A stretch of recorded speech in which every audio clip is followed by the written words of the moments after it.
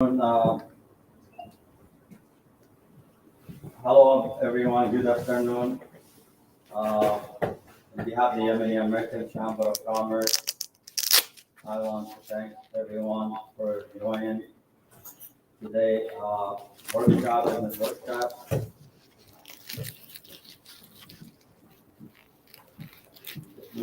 Sorry about the delay. We're going to host this event via Facebook, and also we have a few here in the room. I hope that everyone will listen to this important and usable information that he provided to us so that we can develop and manage our businesses. Today, workshop will offer to help the small business owners and business resource to share the benefits and exchange information and the best business practice. The main objective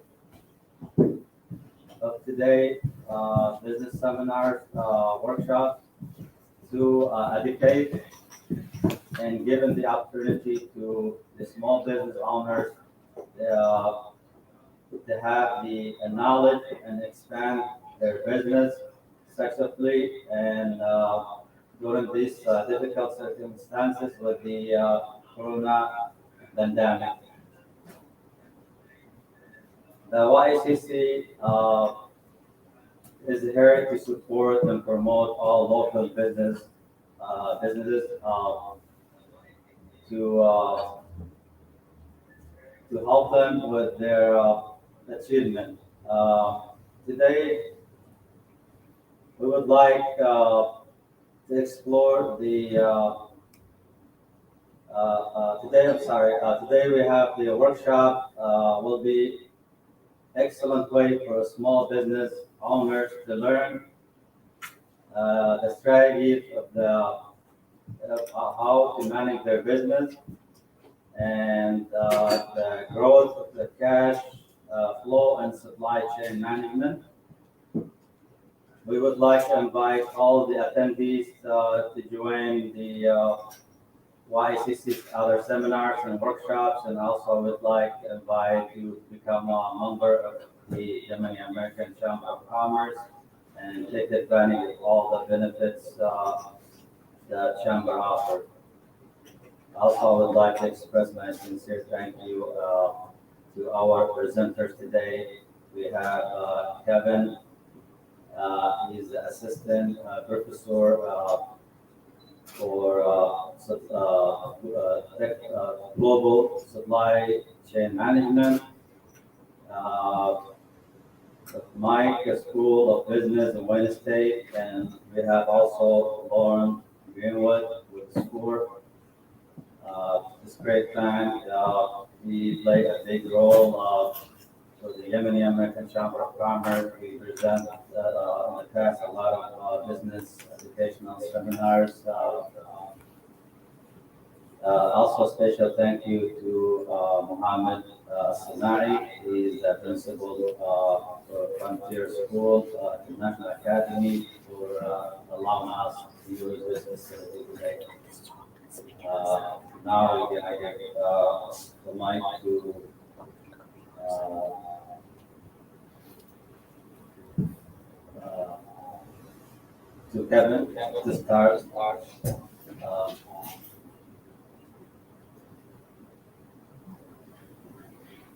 Hi there.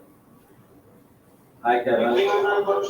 Hi there. Thank you very much for having me. I really appreciate it. I wish I could be there in person, but I just contracted COVID, and I'm still in the process of recovering. I feel pretty good, except for a little bit of congestion and a little bit of cough. So if I cough a little bit talking, I apologize. But I wish that I was there in person, and I much would have preferred that. But we're going to talk about supply chain management for a little bit today. And if you have any questions, I'll be happy to entertain those questions as well. And I'd also just like to say hi to Lauren Greenwood. He's a good old friend from a long time ago. And I'm so happy to see you, Lauren. And I wish I was there. I wish I could shake your hand and see everybody else. Good to see you, Kevin. So, we're going to talk about supply chain management and really quickly what the origins are, but I think what's more interesting is what is being done and sort of what does the future look like for supply chain and what's happening. And so let's start and talk about what really led to the problems that we have and the challenges that we have today. And I would say that it all started with COVID. I mean, there were some macroeconomic factors that led to what's happening and contributed, but COVID was really the primary cause for our challenges. And what happened was when COVID hit, a lot of companies all shut down and they paused their operations because lots of people were out of work, lots of companies expected a recession and for economies to slow down. But a couple things happened. One is that through the use of technology, more people were able to work than you could probably have worked in the past. The other thing is that the United States gave a lot of aid by way of unemployment and aid to a lot of different companies, organizations, and projects, and basically flooded the U.S. economy with money. So what happened was people were able to work, or they were able to get unemployment, and there was a lot of aid that was in the economy, and so there was still a lot of high demand for goods. And in fact, the demand for goods increased, it surged, it went up. But what happened is people weren't working. And a lot of people were out of work, they didn't want to work because of COVID. And so what happens is you have too much demand, you don't have enough supply. And this goes across the industry, across every industry, where there's not enough people. So what do people do? They have money and they're not going out to entertainment. They're not taking trips. They're not taking vacations because they're afraid to travel during COVID. They're not going to restaurants as much as they went in the past. And so they needed something to spend their money on, and what people were doing is they're buying goods. They're buying electronic products, they're trying to buy cars and houses and things like this. And you had this real surge in demand for all of these things. And so that's the primary reason behind what we're seeing in our supply chain challenges is that imbalance between demand and supply. Too many people want to buy stuff, and we don't have enough stuff. We don't have enough people around the world to build all that stuff, to ship it to the United States, and to move it around when it gets to the United States. So we see a lot of these problems in supply chain itself, in transportation and logistics. There's not enough container ships to bring in everything from Asia to the United States. There's not enough people in the ports to unload all the product that's coming in the ports. We don't have enough ports. There's not enough truck drivers to move all the product that lands in the ports to their final destinations in the United States. And so this is why we're seeing major delays. So, where are we seeing, what products are we seeing these delays in? We're seeing them in, electronic products, automobiles, housing, rent, gaming, medical equipment, computers, all of these products are seeing, you're seeing it in the grocery stores. So we're seeing that the cost of beef is up, the cost of chicken is up. And there's a lot of products that, in groceries that you would normally be able to buy that we haven't been able to buy. So what are we doing? What is the government, what is industry trying to do about this? The biggest contributor to inflation right now, and that's the increased cost, because we have too much demand and not enough supply, is automobiles. And so one of the things that is really missing from being able to build automobiles is microchips. And so Intel is building one of the largest microchip plants in the world. It's going to be in Ohio, in the United States. The problem is this microchip plant won't be up and running for another 3 years. There's other capacity in microchips that's increasing, but it takes time and it's slow. So when the forecasters think we're going to start to catch up on microchip capacity, maybe the end of the year, it could be well into next year. You know, when we created all this extra demand for products that needed microchips, we already were starting to look at shortages in microchips, and COVID made it much, much worse.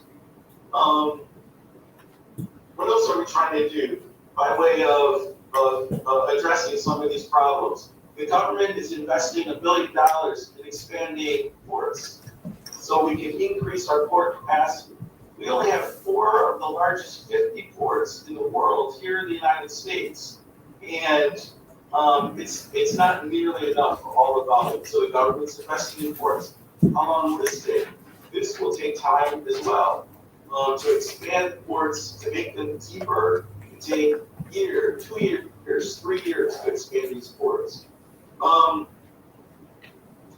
else are we trying to do? So expand the ports. An example is the beef industry also. So we have the cost of beef has gone up tremendously. So the government is trying to invest in competitors, independent producers of beef processors. So there's about 4 beef processors right now that control 85% of the beef processing industry. You know, the government thinks, you know what, farmers aren't making any more money, retailers are making less money, beef processors have been wildly profitable in 2021. So the government thinks that there's a little bit of profiteering that's going on, and the beef processors are taking advantage of the situation right now with COVID, and they're increasing prices because they think because we're in a high inflationary period, it's allowing them to be much, much more profitable than they have been in the past. And so the government is trying to introduce competition, more competition, by providing money to the small and medium-sized independent processors so that we have more competition in the industry. Those are some examples of some of the things that the government is trying to do and private industry is trying to do to increase capacity. But the thing is, nothing is going to happen right away. And so what I think is, you know, what's the short term and the medium term, you know, the perspective and forecast is that we're going to continue to see supply chain challenges through the end of the year with many different products. But what you'll see is over time that capacity will increase in a lot of different industries, and that, you know, supply will become more available. So we won't be able to snap our fingers and make these challenges disappear. But what will happen is that they will grow.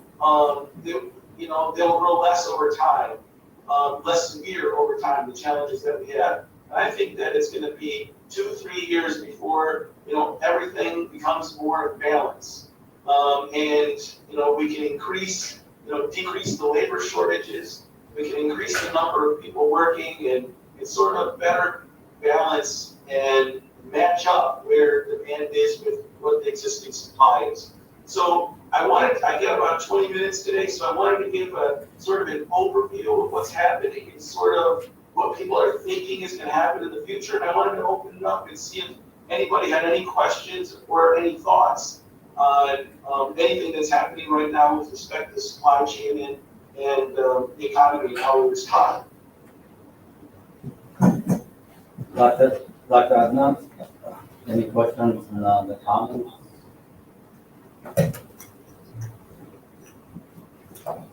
Yusuf, do you see any questions from the Facebook page?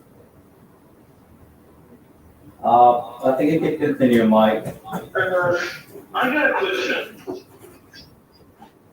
Hello, first, and thank you for the information that you have provided us, and it's a great interview, it's a great overview of what's going on in the market and the supply chain.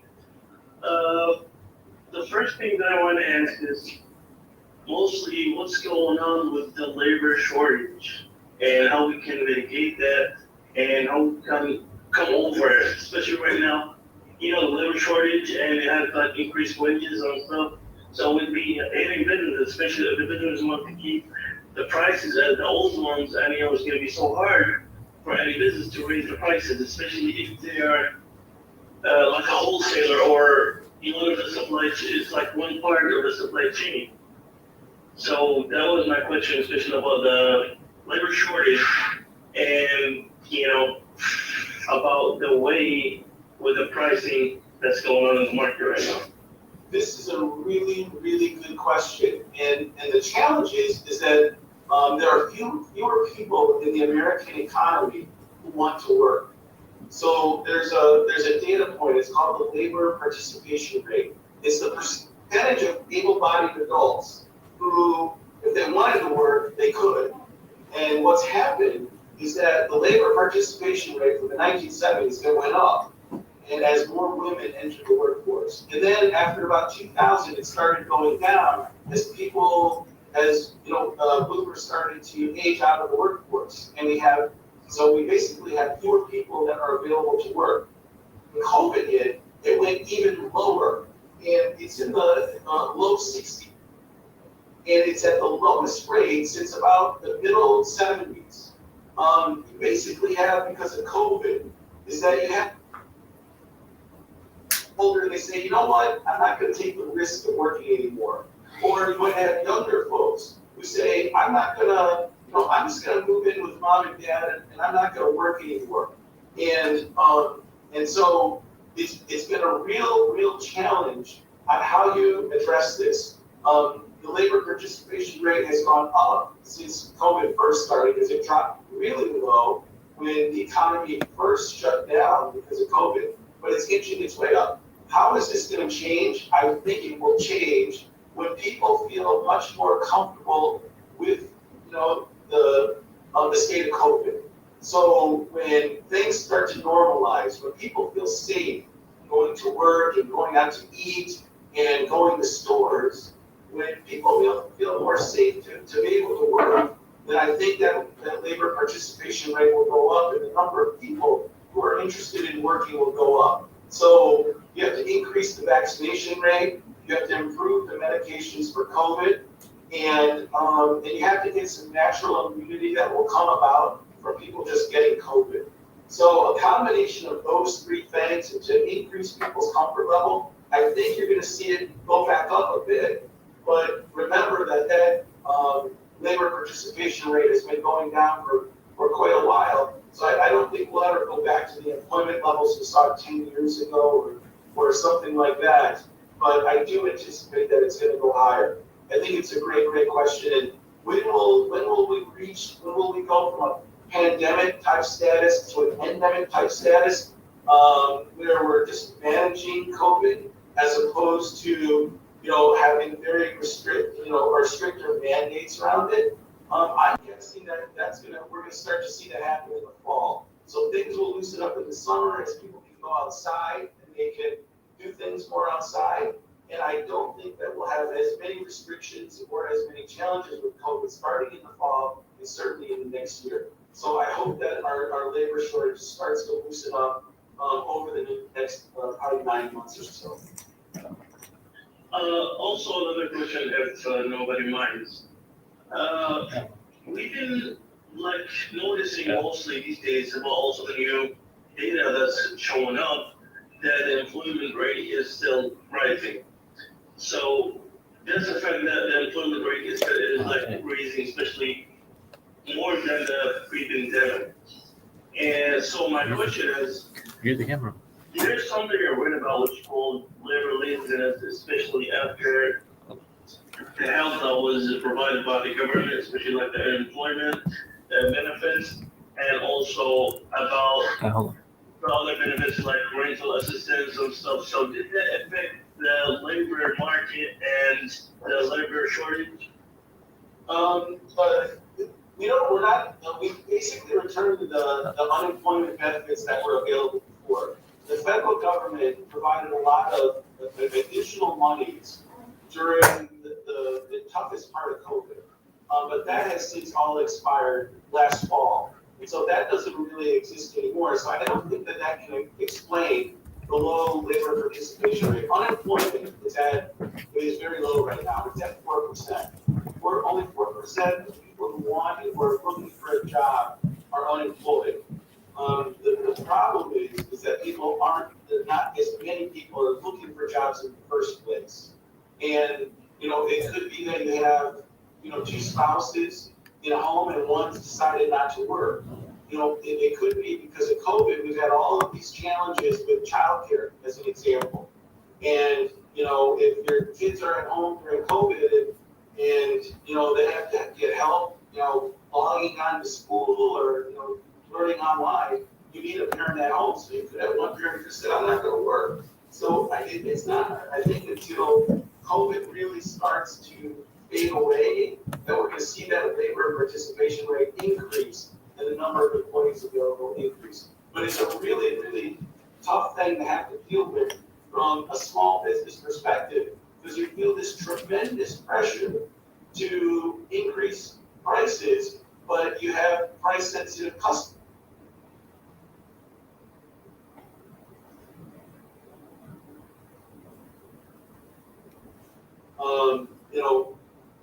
Possible solutions are offering different products, different services, different menu items that can avoid some of the higher cost items and charging more, which, we've seen in the, inflationary prices.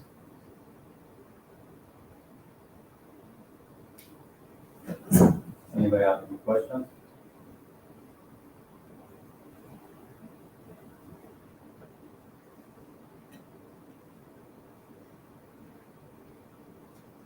I'm not sure where I am at for time either.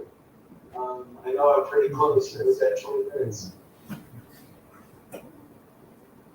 Yeah, I guess checking right now. If we continue, there's no more questions. We still have Lauren here will present after you. We really appreciate all the information that you provided. It's great. Thank you. So I know we did all seminars in the past about marketing, and look forward to hold another one for in the summertime. That's great. I would love to come back anytime. Thank you for inviting me. I hope that I can come in person the next time. And thank you very much. I really appreciate it. Best of luck to everyone in what is a very difficult and challenging business environment. And if I can help in any way, or if anyone would like to get in touch, please let me know. Feel free to share my contact information. I'm available on LinkedIn as well. Kevin, last name Ketpls. Feel free to connect with me on LinkedIn. Take care and thank you very much. Thank you so much. Appreciate it.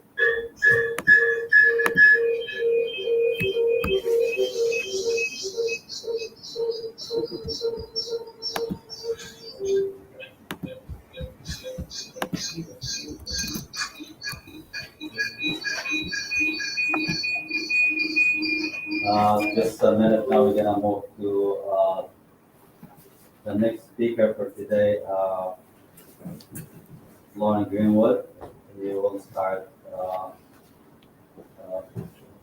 You don't have any presentation? Yes. Take this switch, Kevin.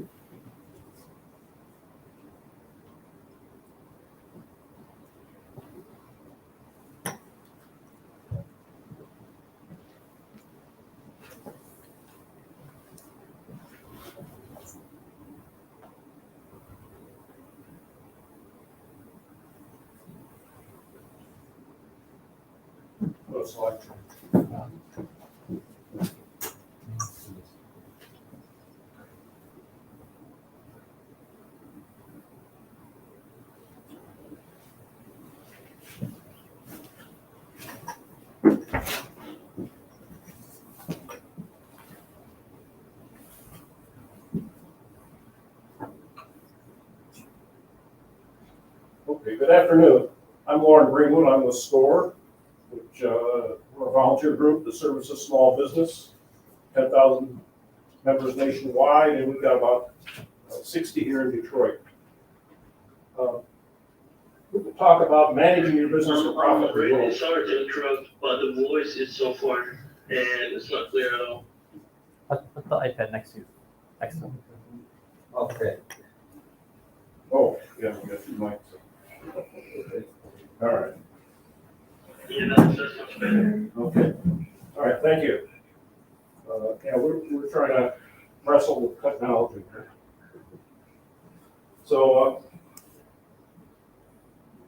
we try and look at this. This is about a 4-hour workshop, all piled into 40 minutes or so, or less. But I'll try and get through it. And this is available. Ben has it. Joseph has it on their computers, and they can email out to you anytime you'd like. So let's go from there. We're going to change the slides. Okay. Go ahead. Managers wear many hats. Of course, you're involved in most of those, the leadership, the planning, the financial management. We emphasize that because that's the one area we find people have not done a good job on. And it's resulted in a lot of companies that could have had federal aid and the Paycheck Protection Plan and so forth. They didn't have the financial information to support their claim, and so they didn't get any money. So there was less than 60% in many areas got money, whereas other areas had up to 80 to 90% of those that applied. But, so time management, the pricing and cost, marketing, advertising, financial records, business, so forth, and managing your personnel. So a lot of hats you're wearing.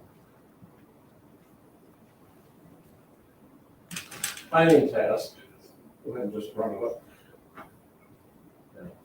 Develop measurable goals, effective methods, and schedule milestones. Evaluate your personal qualifications, your experience in various operations, your market potential.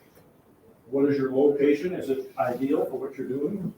And capital needs. Do you need funding of some kind? Do you need more profits to support growth? How will you grow the business? Next. Other established pricing, profitability. Right now, that's a critical thing for many companies. Determine startup expenses. If you're starting a new operation or a new company, you need to know how much does it cost to start that up. And that cost is escalating too. Along with the rest of inflation, building costs have drastically gone up, and the time to do things takes longer. Determine your operating expenses, fixed and variable. Can you control those? Establish budgets. This again is emphasized. You need to have a budget you can measure yourself against. You need to set the time at the beginning of the year, or whenever that may be, that you run your budget through, that you plan what you're going to build, how much you're going to sell, and all those things. Develop cash flow projection. If you're out of cash, you're out of business. So many companies are selling well, but they're not getting the cash right away. The big corporations don't pay you till 30 to 60 days afterwards. And so you can keep doing lots of sales and run out of cash to pay for your operations. So business report cards, financial statements are report cards of business. They portray the activities of a business to third parties such as investors, banks, and creditors. Most important of all, however, the report cards are the most significant tools that a business owner has available to manage his operation, manage his business. Any of those that you that work in a corporate environment know that monthly you had to report to the bosses about what your financial record was, how much money you made for the company, how many parts you made, and so forth.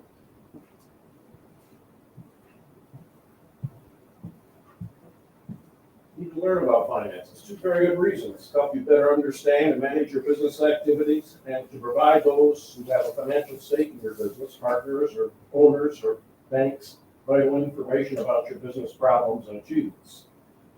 I have, in consulting with SCORE, we run into many business owners who don't understand their finances.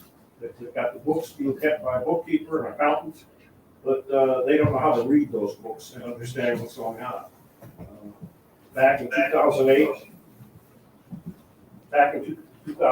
I had a client whose business basically was going broke and he didn't know it. He had 75,000. Okay, are we on now? Okay, is it working? Yeah, okay.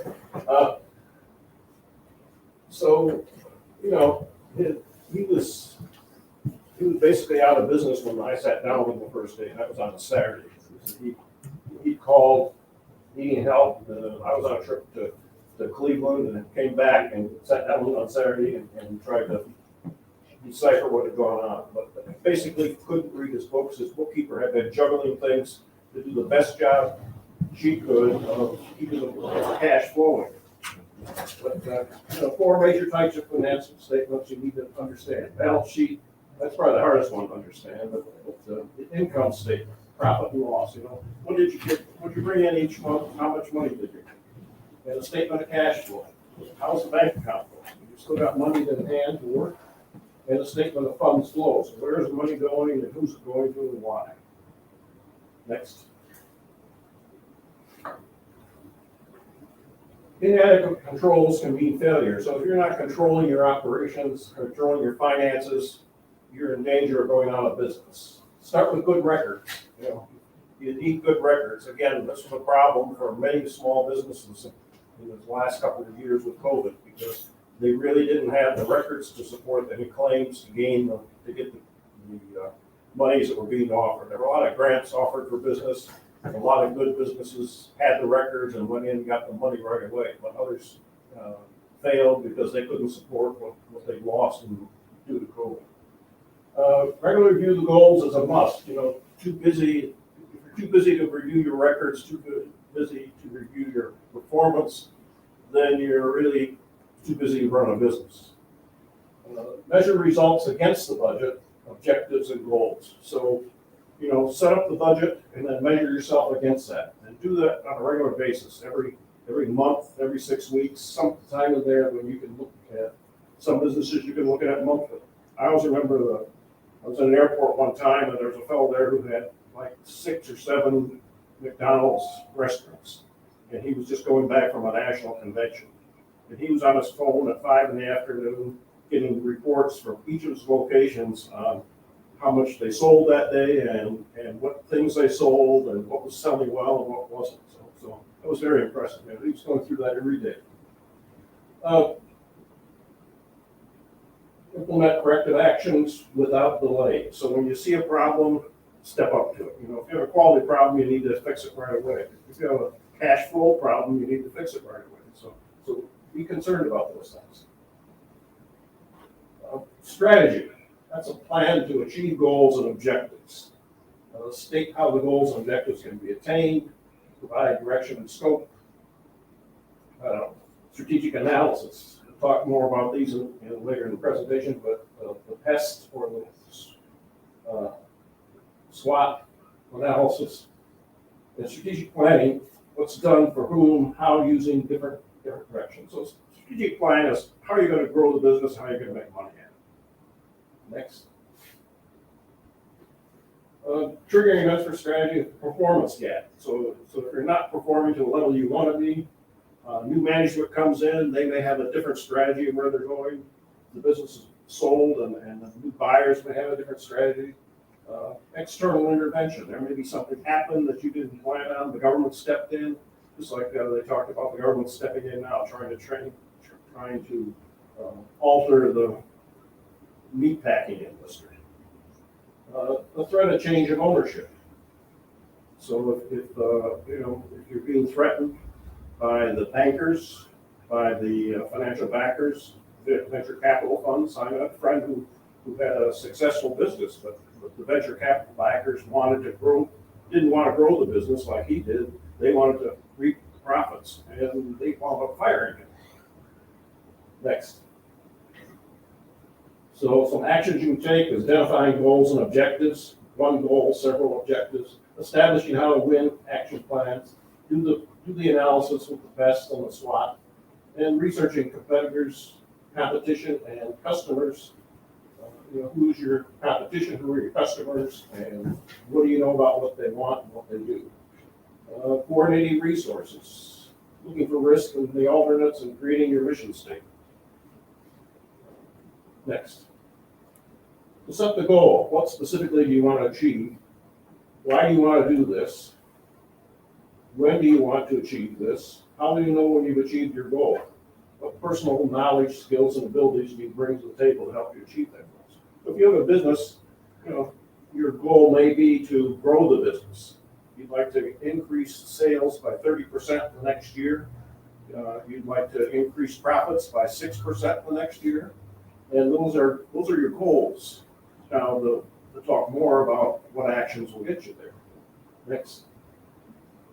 So what are objectives? They should be SMART, which we state as specific, measurable, action-oriented, realistic, and timely. So having a goal saying, I want to grow the business isn't enough. You've got to be specific with it and say, I want to grow the business by 15%. And I'll measure that, and I want that in the time of 1 year. I want to grow 15% in 1 year. Action oriented. So we're going to do that by expanding our product line and getting rid of some of the low profit margin products. Realistic, can you really do this? Don't say I'm going to grow the business 50%, when it's not a practical goal would be to grow it by maybe 10%. And timely, you just can't say I'm going to do this tomorrow. You've got to be able to say, yes, we're going to do this over the next year, and here's the timeline to get us there. Actionable objectives. So align with goals to be achieved. So they should be quantitative, use specific numbers, specific time frames. So we're going to do it by this date. Responsibility assigned. Sam, our operations manager, is going to be responsible for this. And evaluation criteria, measurement used to achieve this. So how are you going to measure this? It's going to be in dollars. It's going to be in units produced. It's going to be in quality, acceptance, and so forth. I thought of a little example. If you're an airline, and you have the objective that you want to be have the fastest turnaround and have the best on-time performance. You're not performing. Your measurement says we're one of the worst airlines in terms of on-time performance. And people look at that, and they don't want to go on that airline. So we want to improve that. We want to become the best over the next 2 years. Next. So we get to the tactics now. How are we going to do that? What are the specific things you can do? Short-term activities required to achieve this goal. So if you want to improve that timing, well, you need to improve the turnaround time when the plane lands. You need to improve the reliability of the aircraft. You need to improve the scheduling of the personnel so that you've got pilots and the stewards and stewardesses to man the flight. All too often, you've been on airlines, I'm sure, where they don't have a crew, they're changing crews, or they can't turn the thing around because it was late from the last flight and so forth. So those are the kind of tactics you need. You need to address each of those specific items assigned to somebody. I have something I've used in the consulting business called 3 W's. It's who, what, and when. So what are you going to do? Who's going to do it? Who's responsible for it? And when are they going to get it done? And then you sit down and review that. You may review it weekly, you may review it daily, you may review it monthly. It just depends on the goals. When I was building Essex engine plant for Ford, I had weekly meetings with every component. So we go through their timelines, we go through their progress, their deliveries of the machinery, and how they're progressing. And so then, luckily, we had people who kept track of that, so I could sit down at the table with the managers of that activity and see where they're behind, sit down and talk about actions we could take to improve that and go from there. So who, what, and when, this is powerful, simple form you can put together. Next. Pest analysis. This is current situation analysis, looks at the environment. Go to the next slide. So here we see it. Political, economic conditions, social conditions, and technology. These are the things that can affect your business. That's the environment you operate in. So the political thing, we just heard some of the things of how the political actions for COVID affected how business functioned. Economics, right now, we're facing inflation. What's that doing to your business? What's that doing to your profits or your losses? Social, the push, for instance, all the fast food chains are being pushed to pay $15 an hour from a social standpoint, a so-called living wage and so technology. Look at how much of technology has changed us in the last 20, 30 years, in the last 3 years. Right now, the coming things are artificial intelligence. Maybe it doesn't affect your business directly, but maybe it should. Also, the cloud computers. You don't have to have that big computer in your office anymore or your plant. You can do it all through the cloud. And so we see that every day. So those are some things you have to look at. How do each of those things affect your business, and what can you do to control it or act upon it? Next. So this just gives some details of, what's the political items, what are the economic items, and on to the next slide is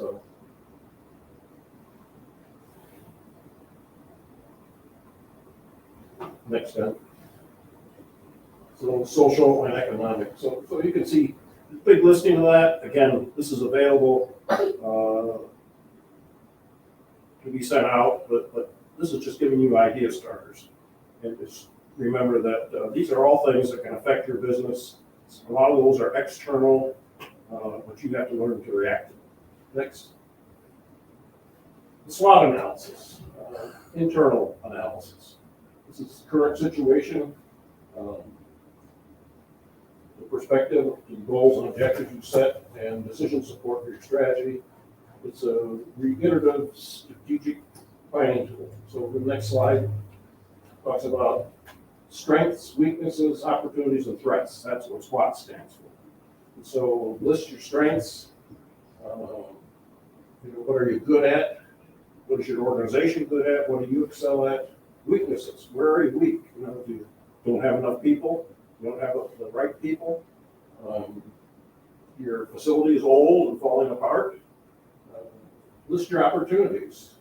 Where could you get ahead? You have an opportunity because your competitor is having problems, and you could really step in and take some of his customers. So that's an opportunity. And the threats. What can prevent you from obtaining this? Well, one of the things like was mentioned by Kevin is the labor shortage. Because right now my brother has a window and door business, and he could sell a lot more window and door to homeowners, but he doesn't have installers to install them, and the young people don't want to join in and do this manual labor. So it's a real opportunity there for people if they want to become a window installer. It doesn't take a lot of education. All it takes is hard work. But that's one of the threats you find right now, especially is lack of employees. There's not enough people for your business. And how do you get around that? We see many of the fast food restaurants are only doing drive-through now because they don't have enough people to man the inside counters. And other restaurants have drastically reduced their menu. They may have changed their hours of operation. Many of the restaurants is one near the health club I belong to, Beverly Hills Grill. And they no longer serve breakfast there. They used to serve breakfast at a big business, but they don't have enough employees to support a 2-shift operation. Next. Okay, so here's just a chart. Simple chart. You can make it yourself. You start writing in there. What are your strengths? What are your weaknesses? Your opportunities and threats? And that's one of the key things in developing your strategic plan. Next. Okay, research your customers. Do you really know who your customers are? What general characteristics do they have? Where do they live? Are they close by, or are they driving a while a ways to find you? What are their life values? What do they want to get out of life? What's their goals in life? Demographics, age groups, aging population today. I'm suddenly a senior citizen myself, and it changes your outlook on things. It changes your needs. psychographics, this is how we feel about things, I guess, buying characteristics. What do people buy? Right now, I imagine clothing business is having a tough time because people are working from home.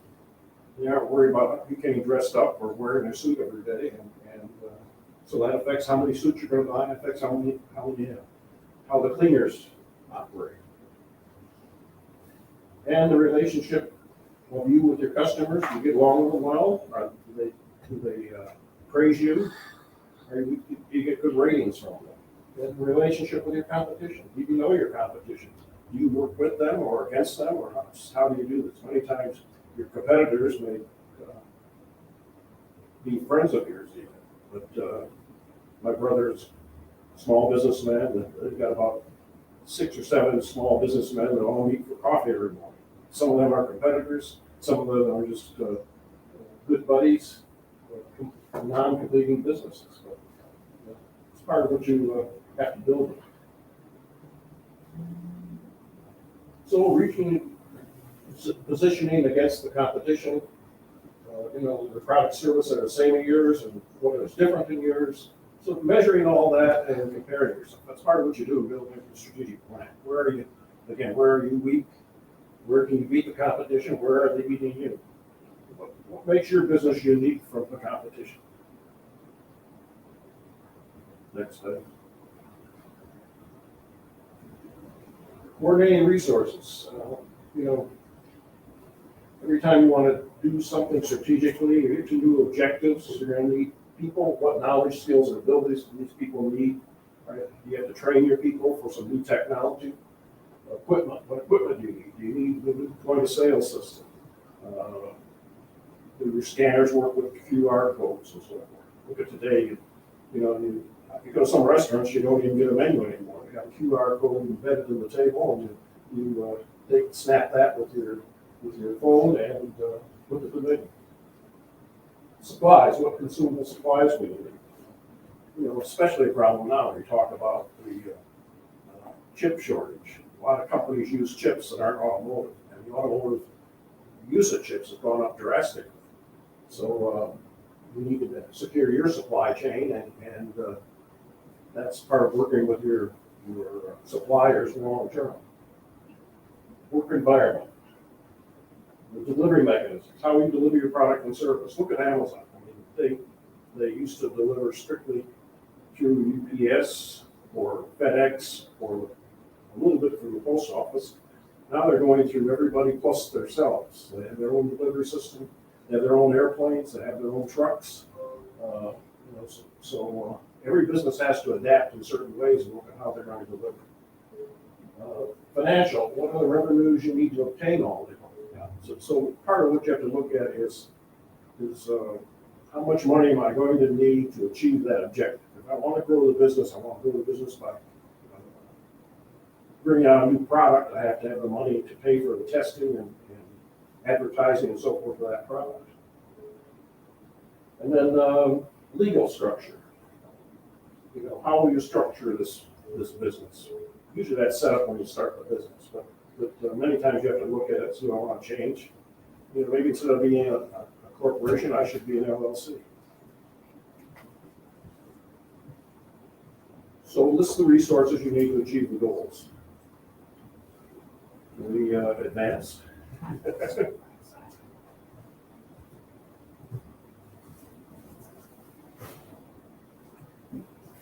Why should we care about strategic management? Clearer sense of strategic vision for the company, sharper focus on what is strategically important, and improved understanding of a rapidly changing environment, especially right now.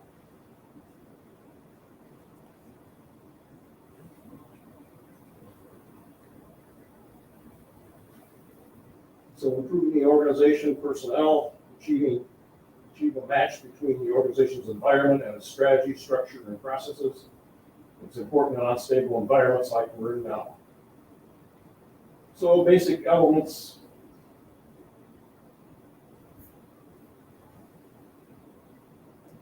Environmental standing, we're looking at where are you, strategy for mutilation, fermentation, strategy for implementation, strategy implementation, and then evaluation and control. So how are you going to get there?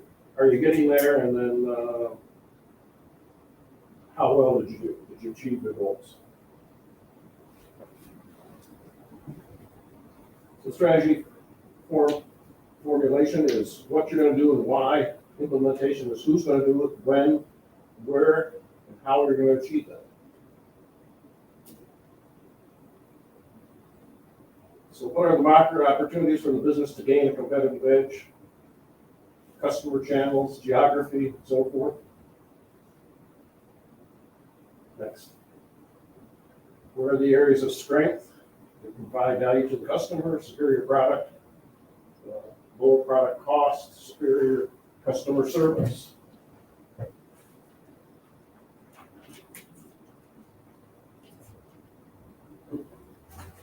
Then you got an earlier copy of my presentation.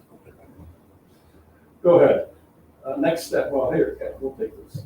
Discuss and work with your CPA or accountant for budgeting, for cash flow management, the money available for growth, what funds you're going to have available in the future to support your growth. Develop your strategy. Hire a consultant to advise and develop the plan. You can't do this on your own. Most companies I've worked with have a strategic plan. They set like 1 4-hour period a week to sit down and do the strategic planning with a consultant and with their staff. Or you get free score advice and assistance to develop your plan. We have a number of presentations on strategic planning, and we can work with you on that. Got good information from that I use every other week. Right now I'm working with a woman who's had a trauma therapy business for probably 9 to 10 years now. And she wants to grow that into more of a training business because she's training other therapists. And she's operating it all remotely now. She was from this area originally. She's now in Puerto Rico because her husband's in the Army and he got stationed in Puerto Rico. So we carry on a Zoom conference once a month about her strategic plan. And she's sitting in with the palm trees and the warm weather, and I'm sitting in the snow and cold. And implement the plan. You know, implementation, once you start the implementation, you have to follow up and really bear down on the people that are supposed to be doing these things, or yourself if you're the one.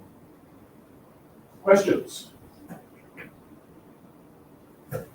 President, any question on the screen?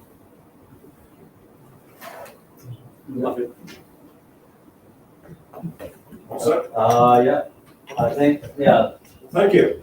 Thank you so much for that great information, and I want to also thank all the participants, all the attendees. I want to thank Dr. Adnan Al-Azizi from the Yemeni Chamber of Commerce, Mustahar Qadir from the Chamber of Commerce, also Hafiz and Abbas from the Durban.org, and Hafiz Al-Yafri, yes. And Yusuf, thank you all. If anybody need copy of the previous for the grant, we have a copy of that. We just need the emails. Yusuf, you wanna add something? Oh, can you hear? Oh, thank you. Yeah, if anybody needs any more information, feel free to reach out to us, to the Yemeni Chamber of Commerce, Yemen YACC at gmail.com. We will send you, email you the copy of the, there is a few grant right now, it's available for a small business. If you're interested, just reach out to us, and also if you need a copy of the information was provided earlier, just email us or inbox us on Facebook. Thank you so much. Have a good one. Thank you so much.